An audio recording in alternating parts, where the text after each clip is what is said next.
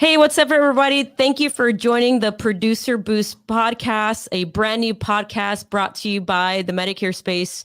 My name is Victoria Cabrera, along with my co-host, Adriana Rodriguez. It's a little different. We're used to doing things live, but we wanted to bring a new perspective to you guys in a different form. Same thing, video, but we created the Producer Boost podcast because, like I said, we wanted to bring a new perspective on the other side of the consumer. Right now, we're providing value on the consumer-facing side, but we wanted to start bringing value to people that are in different industries, that are probably in different professions, but they still want that boost, right? Yes. Hence the name Producer Boost.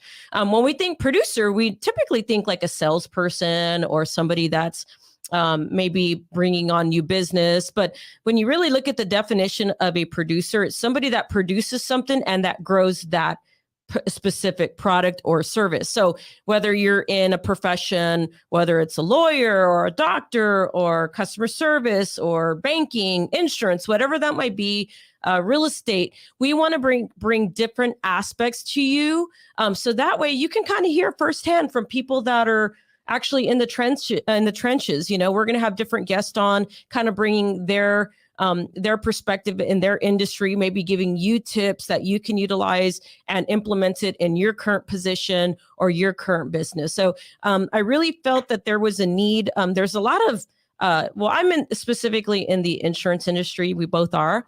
And we wanted to bring our perspective, that everything we've learned in the insurance industry, and start talking with you guys that are out there that are looking kind of for some guidance outside of insurance stuff, right? I see a lot of insurance podcasts out there, maybe because I'm in the insurance business. So I think, oh, insurance, everything, right? But there's a lot more people out there that need help that might not be getting the help that they need. So again, we have a different podcast by the name of the Medicare Space Live. That's more consumer facing, which helps our clients with their Medicare questions. But we really wanted to bring a different perspective to you while bringing on guests. Yes. What do you think about the podcast for the new year, Adriana? I think it's great. It's exciting because, again, like you said, it's just not going to be about insurance. Mm-hmm. You know, it's going to be about just kind of getting tips and tricks, if you want to call it that, on how to produce. Yeah. In every industry. Yeah. You know, you mentioned all of the ones, you know, maybe even somebody who is a beautician, somebody who is a waiter or a waitress, you know, all of those people are working on the front lines and really hustling to make that money. And so what is it that they do? What keeps them going? What keeps them motivated? Because remember, I mentioned this earlier, consistency creates credibility. And so how do people know you're credible? How do people go to you for business? How do you keep that business going? So it's going to be a great resource for people out there who are looking to stay motivated and inspired. Yeah, that's a great point that you said, people that are working, because we are going after kind of that working class. And working class, I think of it kind of like, you know, the people that are working in the front lines all the way up to the top, right? If you're working, you are the working class. Where, you know, it might be a good idea when we talk to some of the guests that we're going to be having in the next few weeks is, if there are business owners at a higher level, maybe they get kind of that insight on what we're looking at as far as people that might be in a certain position like customer service or appointment setting or administration or anything along those lines. So we really are, this podcast, if you're listening in, this is for you. This is you, the people that are the working class, the people that are in a profession, or perhaps maybe even looking into a new profession, right? Maybe you're in a career that you're like, man, you know, I really don't love this job or I really just don't like what I'm doing. Maybe you might meet somebody on the podcast and you might say, hey, this might be something that I want to do now, right? I'm interested in that. Sign me up. Where do I apply? Exactly. So this podcast is for you. Hopefully, if you're listening, you get some type of value added out of this podcast. So today is more like an introduction to Producer Boost, to the Producer Boost podcast. It's an introduction, and we just kind of want to let you know what we're aiming for, what our goal is. If you're perhaps somebody that wants to be on the podcast that thinks that you could possibly provide value to people that are out there listening anywhere in the nation, especially our community here in San Antonio, we would love to chat with you. Just message us, call us, and we'd be happy to talk to you. And also let this be our introductory episode to the person who has come up with all of these podcasts and is great. So I will be doing a lot of the interviewing today. Normally it will be Victoria and she's in the hot seat today. So we're going to get to learn a little bit about her background and what keeps her going. So for starters, tell us a little bit about what got you interested in people say sales, but you can probably touch on this about right, everybody's in it, but what kind of was it by accident? Was it like, I got to get a job? What got you going into the industry that you're in right now? Good question. I just had a podcast and sorry, my voice is kind of, I'm dealing with sinus pressure right now. So forgive me. But I actually did a podcast the other day with somebody, and they were interviewing me, and they had some of the same questions. So just some background. I'm the second oldest of 6 kids. So I grew up kind of like not forced into the leadership role, but, mom, dad working, kids were small. We got to get them to school. And as you know, your mom, it's very hard to juggle all that, going to school full time or going to work full time and trying to get the kids to school. For that matter, we had our brothers and sisters that were, one was in elementary, one was in middle school, one was in high school, me going to college. And so for my mom to try to handle all those schedules, it was nearly impossible, to do. So at a very young age, I kind of learned how to be kind of a leader in a sense, or take on that role of responsibility.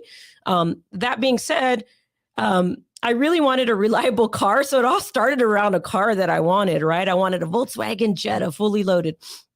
And my dad said, well, if you want this car, you got to get a job because we're not paying for it. And I'm like, job or softball? What do I want to do? So I ended up getting a job at a call center, and it happened to be kind of like a customer service sales type of deal. I knew I didn't want to go work in like fast food or like any type of food for that matter. So I went into the call center environment, and that's kind of where I learned all my sales skills. They had a really good training.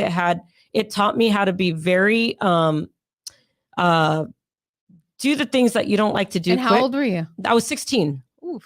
I was 16 years old, working full time and going to school, still in high school. At the time, they let me kind of take more classes, but leave at a certain time. So I was able to, go into the role at 16, and I was kind of addicted. I was like, ooh, I could work 12 hours today on a Saturday and Sunday to meet my hours, for the week. So that's what I did. Since 16, I never stopped working. I've always kept working. And it was always in some type of sales or customer service background. If you would have asked me back then, I wanted to be a meteorologist. My mom will tell you, I either wanted to be a meteorologist or a rock star. So I knew I was okay at guitar, but I was not. You probably do both. You have the look for both. Right now I have the raspy voice for that, right? So I wouldn't say that it was something I woke up wanting to do. It was just something that I was kind of like, not forced into, but kind of fell into. So my type of personality, I'm going to make the best with what I got. And at that time I was in customer service and sales. So I wanted to be the best at customer service and sales at that time. And that's where it kind of led me down the path. And what would you say are some of the things that, that helped you along the way that you would say like were mentors or books or things that were said to you that at the time you might've been like, oh, they're so full of crap. I don't want to hear it. And now it makes sense. And now you're like, oh my gosh, yes, I should have listened to them then, or things like that.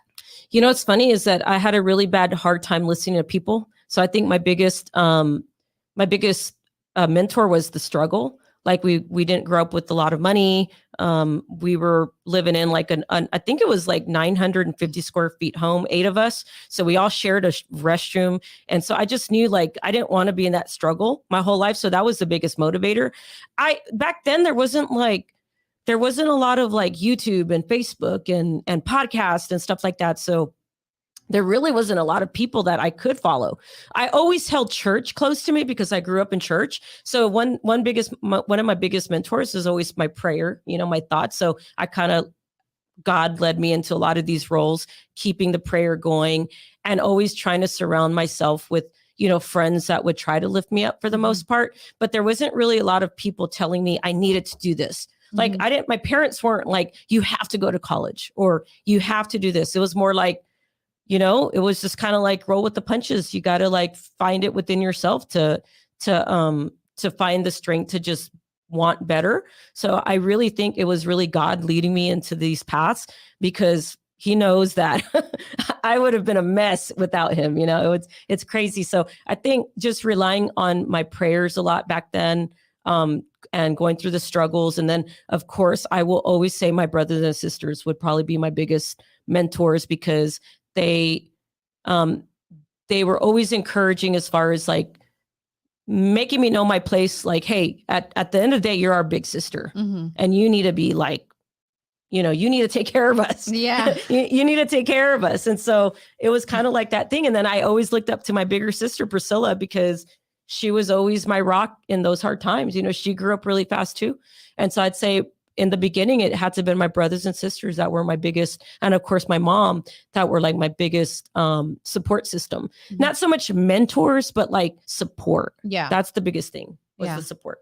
So I would say that what you said about you didn't have anybody there to push you. I honestly, and now that I'm in this realm and I've had the privilege of meeting a lot of business owners, I would say that's a big, that's like a big quality in a business owner that I've noticed, that I've heard, and I can see, and just telling, they don't necessarily say it, but I can tell in their story, like, and of course I asked you specifically because, but if you were to listen to somebody's story, you probably wouldn't say that unless somebody specifically asked you, but you can almost tell that that's a quality. They take initiative. They know that nobody's going to be there to wake them up. Nobody's going to be there to do this and that. So they know they have to do it. So I would say, and as we get more people on here, business owners, most of them, right? People who own their companies, I feel like that's a quality that you have to have because nobody's there to tell you, hey, you got to do this, you got to do that. You have to take initiative. You have to be a self-starter. Yes, I agree because people, we all have our past and we all have our struggles. And I feel like a lot of people use those as excuses.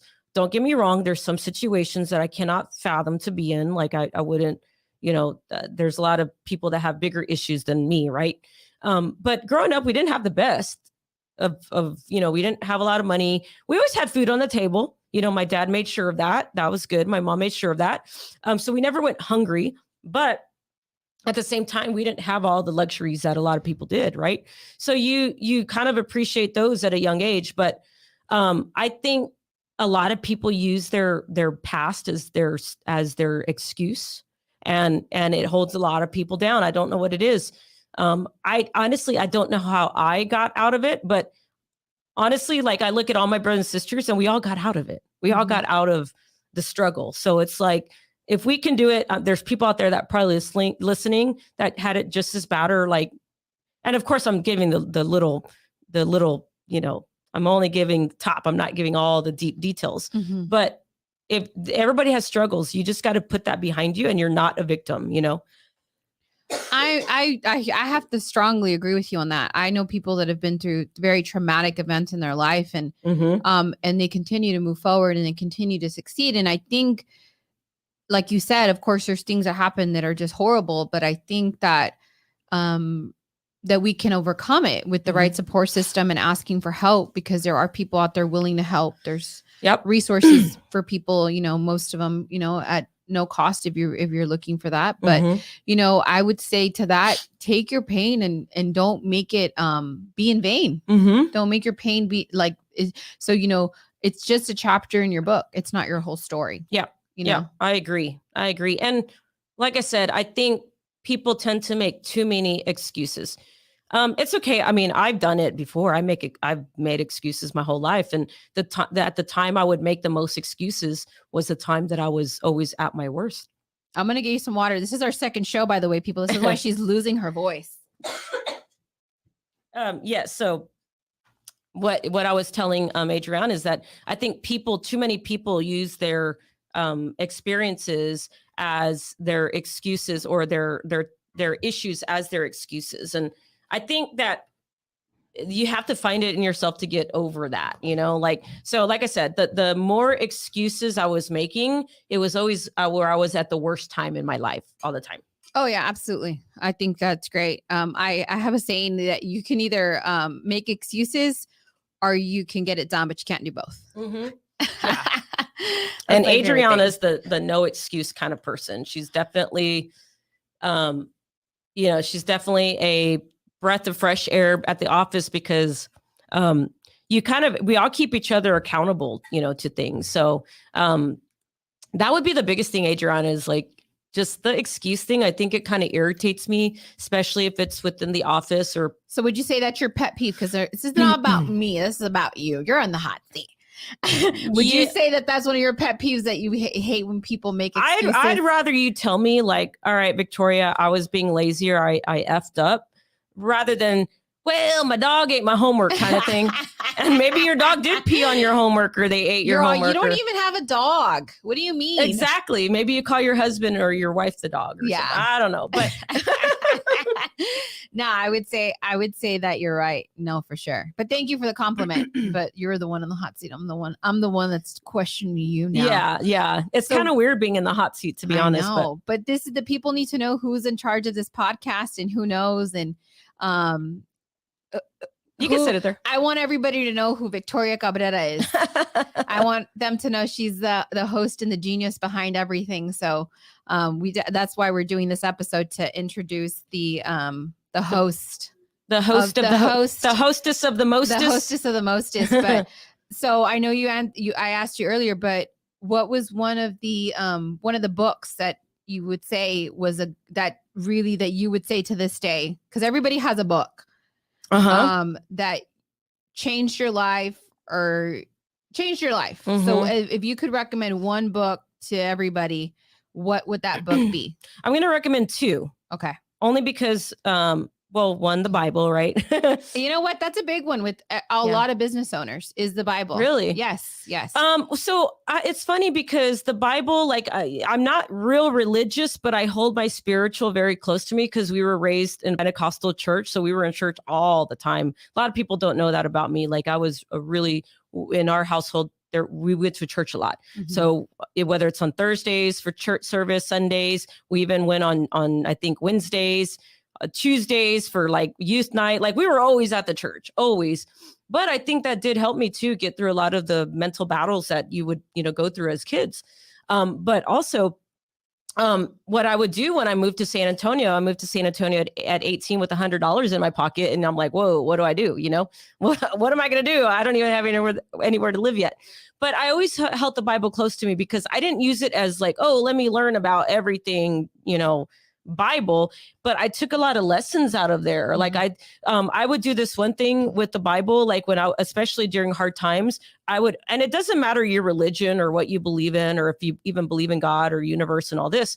But what I would do is I would take the Bible, and I had this like not a superstition, but I always said, if God wants me to read something, he's going to let me land on what I want to read. So I'd like flip the Bible like that. And I close my eyes, and like, whatever page it landed on, I would go like this. And then I put my finger, and then I would read that verse. Oh, wow. And then I would try to implement whatever lesson. Sometimes it didn't even like thou shalt something. I'm like, I don't even know what that means. Right. But I would try to find the lesson within the verse. And so I say, aside from that, right, that's a given. I think everybody kind of probably does that. But one book that did change my life was How to Stop Worrying and Start. I think it's How to Stop Worrying and Start Living by Dale Carnegie. It was one of his, because I'm a big worrywart. I have to go back and read it again, because this was a long time ago. I think I told you the story about my dad had went to this business course, and when I left to San Antonio, there was a box of books, and I took them with me, because I always had this inkling of wanting to better myself.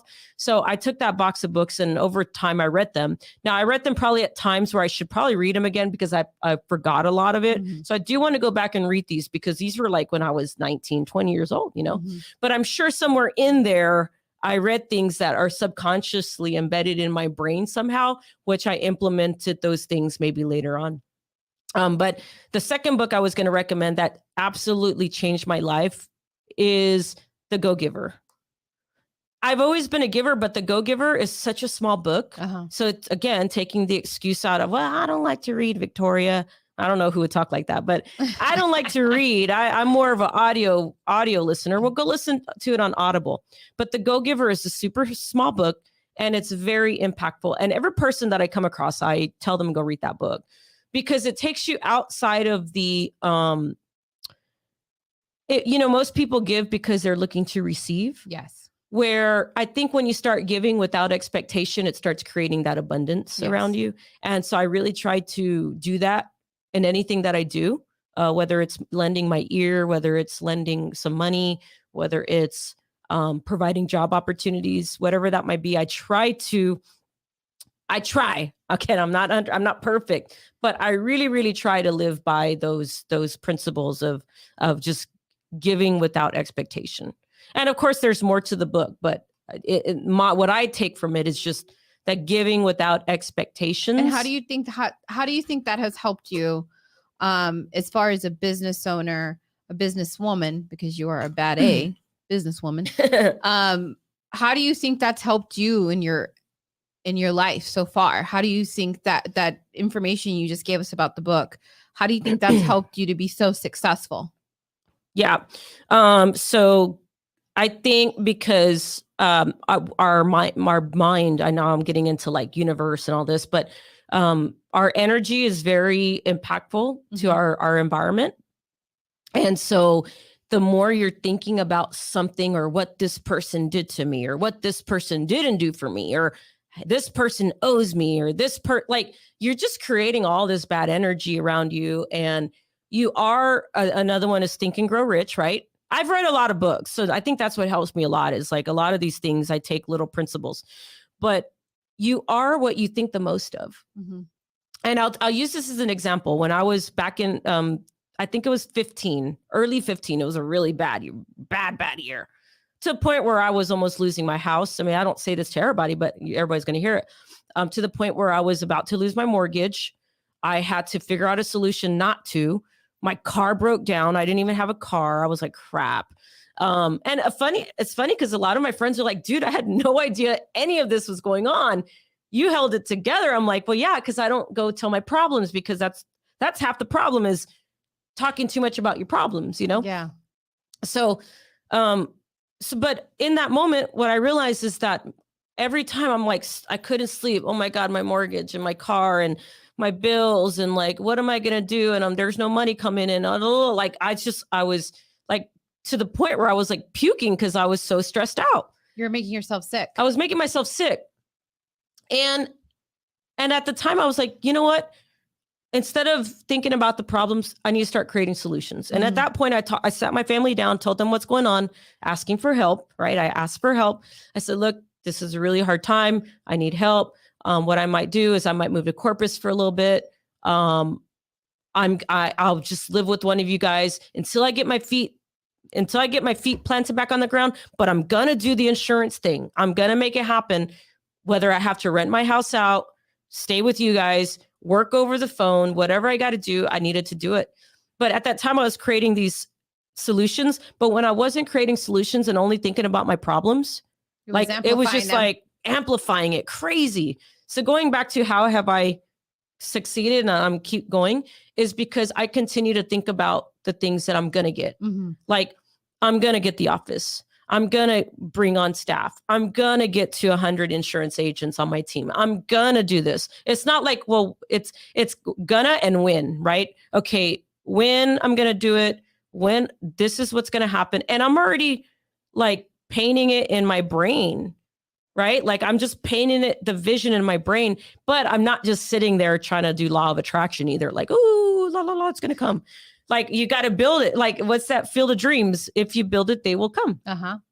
And, is that where that comes from? If you build it, they will come. Yeah. I mean, it's probably came from something else, that movie, but that's where I heard it from, But I think by not focusing on my problems, it's funny because Carmenza when we first met. Who's Carmenza? Who's Carmenza? Carmenza is my beautiful wife, my spouse. How long have y'all been together? Next year will be 5 years. Well, no, this year will be 5 years. We just happily married. Happily married. She's the best ever. She's my biggest support, other than my mom and she's like big support. And like, would you say that was a part of your whole dream as well, as attracting your wife? Yes, it's crazy. It's crazy, guys. This is how crazy it is. I told her too. I said, look, when I broke up with my last ex, right? I was like, I'm not doing this again. I'll be single my whole life. But God, if you want to bring me somebody, this is what I need it to look like. Okay. And so I said, it'd be really cool. Cause that's how I talk to God. Right. It'd be really cool if she was from a different country, spoke Spanish, beautiful, modelish, like I was, and like the Scorpions and like my music. Right. So I was like, breaking down all these things. And then lo and behold, my wife now, I wouldn't change. I actually got even better. She's from Colombia. She speaks Spanish. She's like smart. She's like, I got even more. So that's how, like when you've envisioned stuff, and she'll even tell you, if you go ask her, she said she even had a whole notebook of what she wanted. And so we're big believers in what you think and what you put out there is what you're going to get. But I'm even more like, me, I'm a risk taker. I see money as like just a tool. I don't see it like, ooh, hang on to it. I'm more like, get it out, get it out. That's just, I don't hang on to money. And I've never, because I never had money to grow up with. So I'm not scared to not have money, but I don't ever want to be there again, which is a weird dichotomy, because I'm not scared to be at the bottom because I've been there, but I'm scared enough not to be there again. So it's my motivator. Well, it kind of out levels you out, because I think I've thought about it like that too, where, where we were broke when we were younger. My husband and I didn't have a lot of money, and now we have enough money. We live in a bigger home. But I think for a long time, and I think working with you has changed my mindset. I think talking to a lot of different people, it changed my mindset, because I'd always be like, man, I don't want to be broke like that again. I know what it's like, and I don't want to be there again. But I think what you just said right now is like, I don't fear it, but I also am not, so it's not keeping you from succeeding. It's not those thoughts, like you mentioned, that are keeping you down. Yeah. Yeah. Now, again, like, it's scary enough that I don't want to go back there, because you don't want, what I'm more scared of? It's not like to be poor, to be honest. It's to be stressed. Like, I don't like to be stressed. That's why, like, And what do you do to help you unwind? to keep the stress away? Drink a lot of wine. Those people I'm out just there. joking. So I really do believe, I know there's a lot of people out there that are going to be like, Victoria sucks. But I am a hustler, but I am a balanced hustler. Like, I hustle when I want, and I take time when I want. And that's why I became an independent business owner, because I don't want anybody telling me when I can't take a break, or when I can and can't take a break. Like, sometimes, like, I'll tell you, go take vacation. Maybe you don't want to, because you much rather work. But like, I didn't want people telling me the opposite. Like, you can't take off, I remember this one time I was working, and how I knew I never wanted to be in this position again was I was at work, and one of my sisters was having a baby. And every time they have a baby, I try my hardest to rush down there and be there. Just even if I can't even be in the room. It's like a big sister thing, isn't it? My sister's the same way too. I think so. But I try to be there, right? And I remember this one time that my boss looked at me like, and I'm like, excuse me? Like, no, it's my sister. I need to drive down there. They're in Corpus. I need to fly down there. And he looked at me like, well, that's not a reason to leave. And I'm like, I don't care. You can fire me. I'm going. And I left. And I was one of the top salespeople there, So hello, like, not that I deserve special treatment, but I think I should be able to at least go see my sister, be there for my sister when she's pregnant, or when she's having the baby. And I knew at that moment, I'm like, I never want anybody to tell me that I can't do something on my own time. Yeah. I want to have the freedom. If I want to leave, I'm going to go. Yeah. Or at least be associated with people that would allow me to do that. So I don't know where I was going with that, because Adriana always keeps me on track. So I'm sure she's going to put me back to where I need to be. But no, it was good. I had asked you about what do you do to unwind and not keep the stress away. But I think you answered the question. You decided to start your own business. Yeah. Well, and there's a lot. It's a different kind of stress. I mean, don't get me wrong. I'm there all night thinking. My brain's just flowing. I was talking to a friend earlier, a real good friend, and we tossed a lot of business ideas together. And she's like, oh yeah, my best ideas come to me at night. I said, yeah, me too. Like right before I go to bed, like they all come to me. And so I'm like, crap. So there I am thinking, breaking everything down. How do I do it? Like, can't you be like, come on, brain, do that in the morning. I need that in the morning. But I try not to stress by spending time with my family, taking the holidays off, taking the weekends. In the beginning, you can't take the weekends off. Okay. Like if you're starting a business, you're going to have to sacrifice a few years of birthdays and stuff like that to get to where you want to be. So that way where you can spend those times off, but for me, it's kind of like just staying balanced. I'm okay with getting to my destination slower for the sake of my stress. Because I'll see some people that they're hustling. They're like out there. And I'm like, kudos to them. Yeah. I'm not waking up at 5 a.m. I wish I could, but I'm not. I'm not going to not have a glass of wine. I'm going to have my glass of wine. But no, I just try to keep a balanced. And it's okay to be balanced. Or it's okay to hustle. It's whatever makes you happy. Like Gary Vee says, right? Be self-aware of what makes you happy. What makes you happy? You want to work 7 days a week, 24 hours a day? Great. If it makes you happy. You want to work 8 to 5, Monday through Friday with the weekends off? Great. If it makes you happy. But don't bitch about when you're not getting to where, you need, just finding that time. That's how I stay not stressed. What would you say is the biggest misconception now that you've been in the business on your own for a while now? You've been a business owner for quite a bit now. And it's successful, you're growing. What would you say is a misconception out there about business owners? That all business owners have money. That's one of them. I would say, well, because you know what? People see business owners, especially when I was young, I'd hear the word business owner and I think they got a lot of money. Yeah. And a lot of people are struggling. Like it's a struggle. Being a business owner is not easy. It's not. And to be honest, if that even goes for the top, because when you're the business owner, just because your business is doing millions, multi-millions, a lot of that's going back to staff, or a lot of that's going back to expenses. A lot of that's going back into charity. So when you really look at what a business owner pays himself, it might very well be what you could make at a very good position at a corporate environment. Or yeah, you do see people getting to those higher levels, but a lot of times business owners they're not stingy. A lot of times they're putting a lot back into the company. If they want their company to grow. If they want the company to grow. Yeah. I mean, there's always the end of the spectrum, one end where they're greedy, one end they're not, and there's some in the middle. Yeah. But I would say, are you talking about, I guess, perception of people looking at a business owner or becoming a business owner? I would say the latter. I would say the one that people looking outside in. Yeah. I think people think that business owners have it all together. And they have the money, or at some point it was given to them, or, they fell into the business. But let me tell you, it's harder to keep a business to start a business. So if somebody gave you the business, it's harder to maintain it and keep it than actually have started it yourself. Yeah. So, I mean, because like with me, like everybody wants to start, but like to get to the next level, you have to maintain that energy and maintain the focus. And that's probably the hardest part.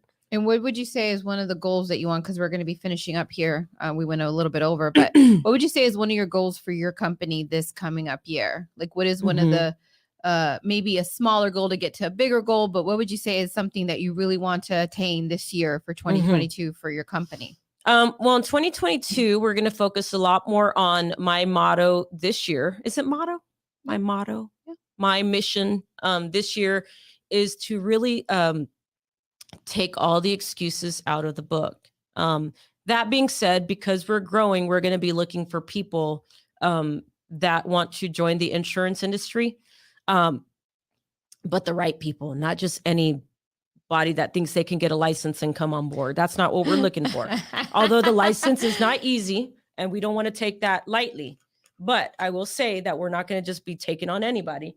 So you want to be very particular about who you bring on. Yes. Sorry, let me add to that. So we want to grow. And the reason why we want to grow is because we understand there is a need for people that need help with their Medicare. Even though we are, do you think, oh, there's a lot of agents, there's a lot of commercials. A lot of those are call center environments. We really want to bring that touch, that special touch we were talking about in our live show today, is that more personable touch, that go-to person you could talk to, whether it's over the phone or in person. But from a bringing on agent standpoint, we don't just want anybody. We're not looking for a number. Okay. We're looking for people that want to help people. And we're also looking for agents that, and people, everybody can tell you about this. If you go ask people that work with me, they'll tell you, oh, Victoria only takes on a certain agent. And the reason I do that is I'm very protective of what we're building and what we've built so far. And would you say what we've built is there's a community here of people that really want to see each other grow. They want to lift each other up. They want to help each other. And it's funny because with our downline partners, our sales team that's in the field, in essence, they all own their own business, right? Yes. And it doesn't feel like that. It feels like we're one big team. We're always helping each other out. And that's what I want to maintain, where you can grow a business, you can grow your book of business, but you can also be with a company where you feel like you're going to get that support and you're going to feel like you're a part of a family rather than you're competing with the next person. Yeah. Like, oh, that person stole my client, or, oh, this, like, I don't want to hear any of that. And also I won't put up with that either. So if I have an agent coming to me like, hey, so-and-so stole two of my clients and they're within the same team, I won't put up with that. So, I mean, depending on the situation, hey, you didn't call your customer back, that's your fault. Yeah. But there's certain situations where we don't put up with excuses. We're not going to put up with shady. We're not going to put up with not transparent. So you're very protective of the culture you created for your company. Yeah, I have no doubt that there's thousands of people out there that would want to get into insurance, because insurance has been a very, very, very lucrative. It's a very lucrative business, and it's blessed me 100 times over, like more than what I've ever dreamed of. Right. And because of that, I know that there's going to be more people that are joining the industry just because it's a great industry. It's an industry where you can build a renewal income where you don't have to work so hard in 3 or 4 years. But at the same time, for our team, even though we know there's hundreds and thousands of agents out there that are a good qualified candidate, we're just not going to take everybody on. That's just the way I am. And I'm sure there's people out there. And if you're listening, because this is called Producer Boost, unless there's something else that you want to ask. Well, I was going to ask if somebody who's listening to this right now is interested in joining your team. Yeah. And interested in learning more, where can they reach you? How can they reach you? And get in touch with you to start maybe the process of maybe, finding out what you're all about, finding what your agency is about, finding what you're about. Well, we already know what you're about. You already told us, but a little bit more in depth. So you can find us anywhere on all the social channels at the Medicare Space, or you can email me directly, Victoria@themedicarespace.com, Victoria@themedicarespace.com. But of course, my email and our phone number is everywhere. Just if you don't get to me directly, you'll probably get Adriana or somebody in our team. So that's how they can reach out to us. But I do want to point this out with the I forgot where I was going to go with it. I was going to go with the we're growing our team.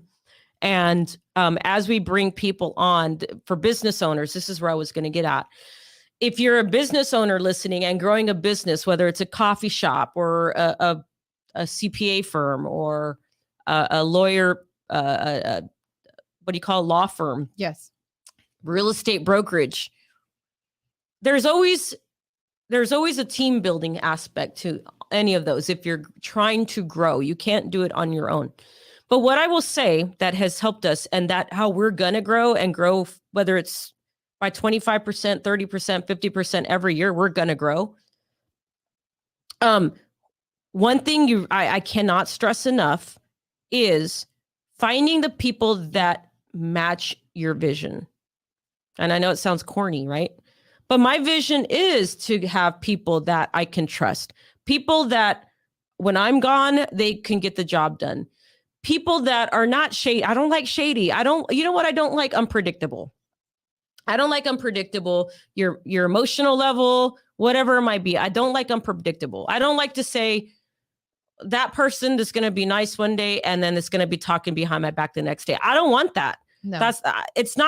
There's no amount of money that you can give me unless it's like a lot of money. I'm just joking. It'd have to be in the hundreds of millions. It had to be in the hundreds because there's been times where I've turned down opportunities that I felt, man, that could bring a lot of money.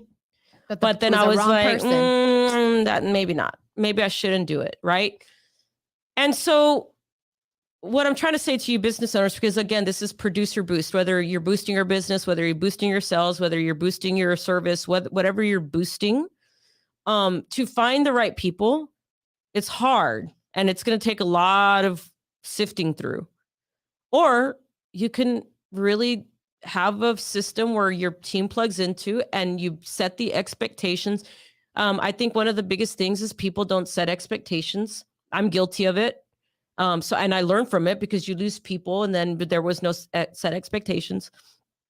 But I think if you set the expectations and you can, and have that open communication, then that's where that relationship starts. Yeah. There's a saying, something we see it all the time is that if you set the expectation high, people will meet you there. Like they will meet you there. I like that. If you set the expectation high, people will meet you there. And if they don't, well, then you know that's maybe that was a God thing. Maybe Jesus said, I'm going to be so high in heaven. This is the expectation, people. And don't get me wrong, we take care of everybody and anybody. You don't have to be of a specific religion, race, organization. All we're looking is for kind people that have good hearts, that have high ambitions, serving. You mentioned something that are servants to their community and their families or whatever, and that have the will and the want, and sometimes the need. Sometimes the need creates the will that creates the want. Amen to that. We're gonna leave off of that. But yeah, put that on a shirt. Yeah. So we want to thank you guys for listening into this podcast. There's going to be a lot more. This was kind of our intro. Yes, it was our intro for us to introduce Victoria. And it's going to be exciting because we're going to have some really exciting people. Yep. From all different kinds of backgrounds, like you mentioned at the top of the show. And I'm excited because we all have something to teach each other. Mm-hmm. We think we know everything, and we don't. We are learning from one another constantly, always, and don't think that somebody's better than you or you're better than somebody, because it can be a doctor teaching a waiter teaching a doctor something that it never clicked to them until it's like, wow, that aha moment, right? Yeah. So I'm excited. For sure. I am super excited. Is there any last words other than that you want to add? What would you say is a gem you would like to leave us with? It doesn't just have to be for business owners. It can be for anybody. People who are wanting to start a business owners, just a gem that you would. You know what? I'm going to stick. I'm very consistent. Okay. Consistent creates credibility. And anybody that knows me as a giver. Yes. Everybody. You can ask anybody. Does Victoria, if they asked you, would Victoria be the type person that will go get you, I might not know how to change a tire. I might call you AAA. Pay somebody to go do it for them. So I will always stick to this, is giving without expectation is going to be my mantra from here on out. And that sounds like that's not a gem, Victoria. That's what everybody says. But because and it doesn't have to be financial. It could be listening. Do you know that? I mean, that's why they have those hotlines, because sometimes people just need to be listened to. Yes.